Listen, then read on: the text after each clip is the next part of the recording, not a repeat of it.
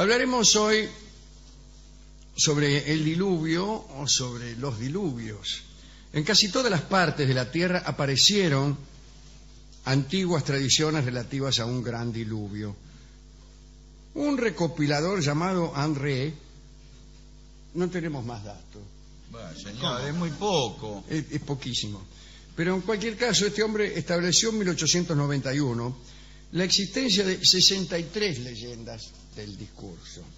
En realidad, lo que sí se puede decir es que encontró, después de mucho buscar, 63 leyendas, que no es lo mismo que establecer la existencia de 63 leyendas. Ahí Víctor Hugo. Claro. Una cosa es que yo establezca que hay 63 leyendas y otra, mucho más cercana a la realidad, es que yo confiese que he encontrado, después de mucho buscar, 63 leyendas. Claro. Pero algunos intelectuales creen que solo existe aquello que ellos encuentran. Que es todo eso, son todas. Claro, todo lo que ellos encuentran es el universo. Es todo. André había encontrado 13 leyendas del diluvio en Asia, 9 en Australia, 4 en Europa y 37 en América. De lo cual se puede conjeturar que había muchos más diluvios en América que en Europa. No, bueno, por ahí escribieron más leyendas, señor. ¿Ves? Así como acabo de hacer yo, así es pensar mal. Eso es no saber pensar. La duración de las inundaciones en estas leyendas oscilaba, según los relatos, entre 5 días y 52 años. 52 años era la inundación que referían nuestros amigos los aztecas, para quienes el número 52 era Zeta. En 17 de los casos figuraban las lluvias como la causa del diluvio, pero también se hablaba de nevadas, de tifones, de maremotos, etc. Entre los chinos, un espíritu malo llamado Kun Kun, un nombre poco serio para un espíritu malo. Sí. Parece que Kun Kun, en un arranque de cólera, rompió de un cabezazo una de las 4 columnas que sostiene el cielo y cayó la bóveda celeste sobre la tierra y todos los países quedaron inundados de golpe por unos aguaceros gigantescos. Esto complace mucho. Quien tiene espíritu científico enseguida cree que esto es verdadero. ¿Qué otra cosa puede haber pasado sino la cólera de un espíritu que rompió una columna que sostenía la bóveda celeste? Bueno, señor. Voy a hablar ahora de un personaje llamado Thomas Burnet, que en el 1681 escribió un libro titulado La Sacra Teoría de la Tierra. Y allí se refirió al diluvio universal. Este es, de todos los estudiosos del diluvio, el que más me ha gustado. Mire, habló incluso en ese libro de la posibilidad de encontrar el paraíso terrenal. No se sabe mucho de Burnet. Nació en 1635, parece que era un clérigo anglicano. En algún momento fue capellán privado del rey Guillermo III de Inglaterra. Murió en 1715 y eso es todo lo que se sabe. Sabemos nosotros, más allá de Burnet, o creemos saber, que según el Génesis estuvo lloviendo 40 días y 40 noches, lo cual dio como resultado una inundación que tapó la montaña más alta y destruyó todo lo que moraba en tierra firme. Según el mismo relato, el arca que construyó Noé estuvo flotando 1 año y 11 días hasta detenerse por fin en la cumbre del monte Ararat.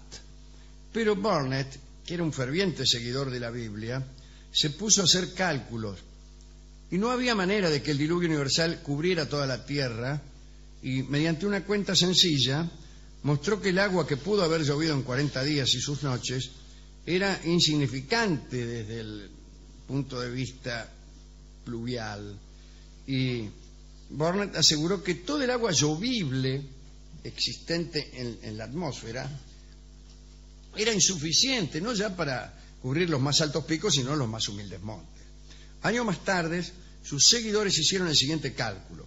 La superficie de nuestro planeta es aproximadamente de 432 millones de kilómetros cuadrados.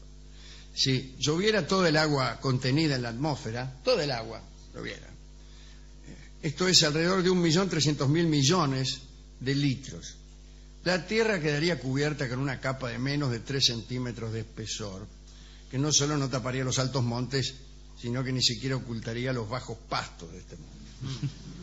También Voltaire, algo desengañado, hizo algunos cálculos en contra de la idea del diluvio Y contrariamente a lo que hacía todo el mundo, que quejarse de la insuficiencia de alimentos para los animales del arca durante un año. Entonces decían, ¿y dónde puso el morfe? ¿Qué comían? Todo eso.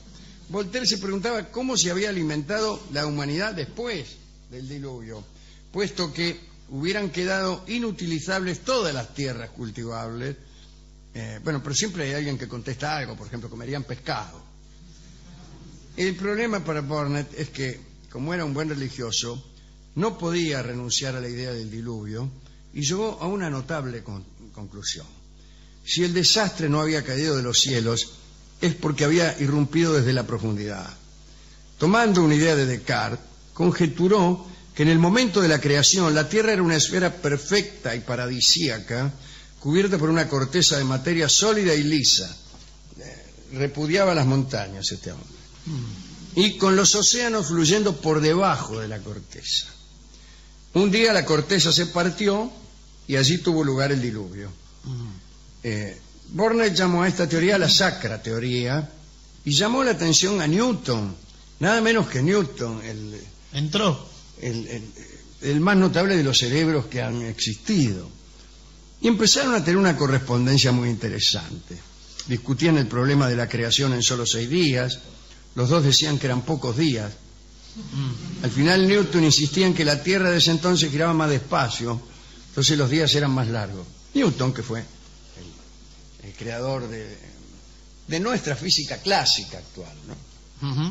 Después está la física cuántica y está la versión relativista, pero el valero más... El más grosso después de Copérnico. No después de Copérnico. El más grosso de cuantos han existido. No después de Copérnico. Está bien, señor. Después, pero... Quiero decir, después de Copérnico sí. Históricamente. En forma cronológica. Sí. Pero es el más grande de los pensadores que existieron. Ese tipo creía en brujas. Sí, tenía, bueno, por empezar tenía esta clase de correspondencia con el tipo, ¿no? Creía en brujas y según dicen, yo no sé, estas cosas están llenas de macanas también, ¿no? Fue uno de los principales, fue uno de los maestres de la Prière des Sions, es una vieja y legendaria organización que va conservando una serie de secretos en el tiempo. Por eso yo no creo en ninguna de esas cosas. Tiene que ver con el código Da Vinci, etcétera, etcétera. Bueno, no importa. Nuestro amigo Burnet también pretendía indicar la ubicación exacta del paraíso terrenal.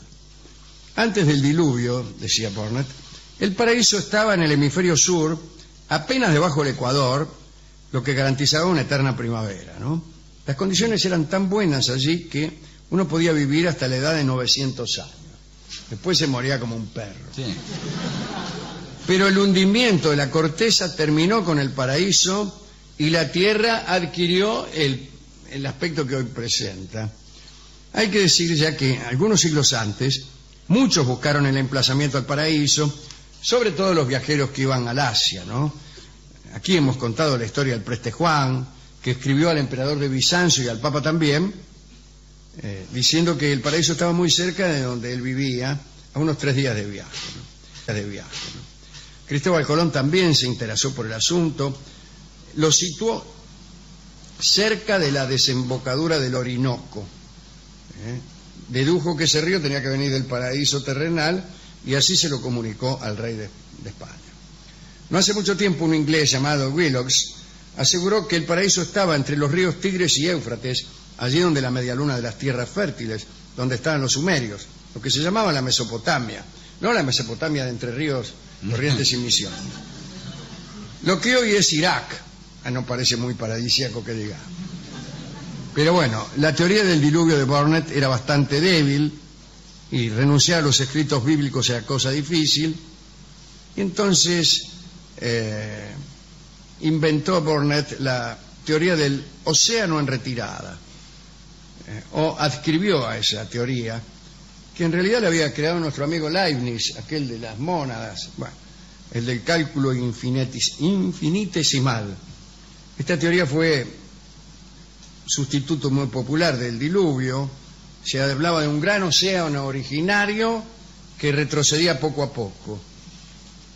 El agua, ¿no es cierto?, entendida como elemento primordial, como decía Tales de Mileto o Anaximandro, gente que hablaba de un agua original, qué sé yo. Pero esta teoría tenía algunos puntos muy débiles. Por ejemplo, ¿a dónde iba a parar el agua sobrante a medida que el océano retrocedía? No sabemos. Tampoco explicaba la existencia de los volcanes, y entonces aparecieron unos tipos, los plutonistas, que creían que todo podía explicarse a partir de los volcanes.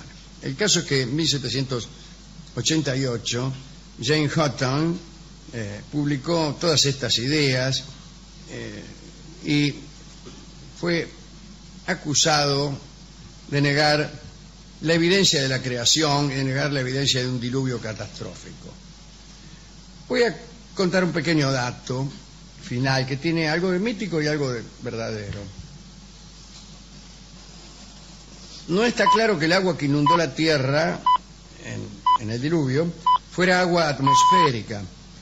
Esta agua provenía de lo que llamaban los judíos las aguas de arriba.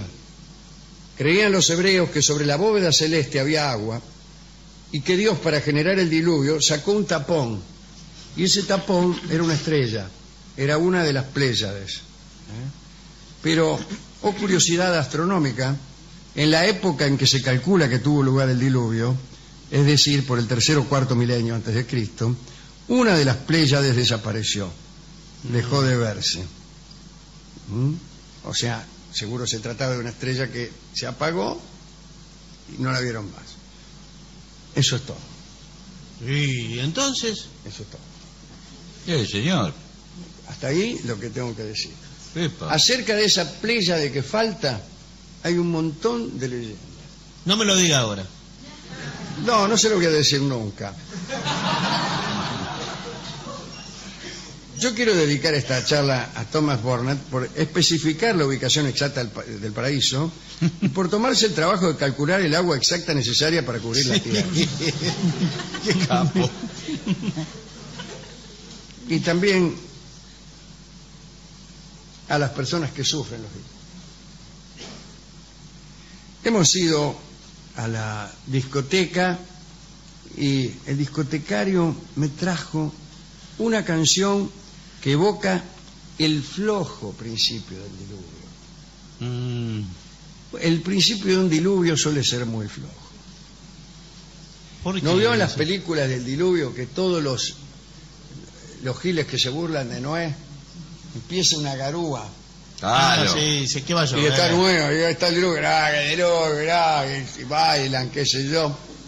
Porque los diluvios empiezan flojitos. Y sí, una lluviecita. Llueve, así empieza el diluvio universal. Entonces, el disco que vamos a escuchar ahora Pero habla de eso el disco. habla exactamente de eso, si uno quiere. Bueno. Se llama Garúa, ciertamente, y vamos a escuchar la versión de nuestro querido Horacio Molina.